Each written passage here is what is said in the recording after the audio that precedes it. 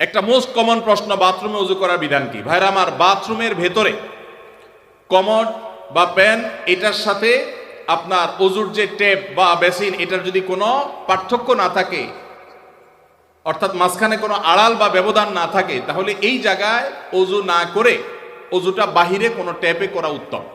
কেন? কারণ ওযুর একটা গুরুত্বপূর্ণ সুন্নাহ হলো বিসমিল্লাহ পাঠ করা। টয়লেটের মধ্যে বিসমিল্লাহ পাঠ করাটা মাকরুহ। টয়লেটে বিসমিল্লাহ পাঠ করা কি মাকরুহ? যেহেতু মাকরুহ, অতএব হয় আপনি বিসমিল্লাহ ছাড়া ওযু করবেন, তাহলে ওযুটা একটু ত্রুটিপূর্ণ হলো, আর না হলে বিসমিল্লাহ জোরে পড়বেন, তাহলে আপনি মাকরুহ করলেন। এই জন্য বাথরুমের বাইরে বিসমিল্লাহ পড়ে ওযু করবেন। পাও ধোয়াটা বেসিনে ধোয়ার ব্যবস্থা নাই, ভেতরে যায় ধুলেন, বাস, তাহলে হয়ে গেল। আর যদি বাহিরে কোনো বেসিন না থাকে, কোনো টেপ না থাকে, তাহলে টয়লেটের ভিতরেই ওযু করতে পারবেন, কিন্তু বিসমিল্লাহটা মনে মনে বলবেন।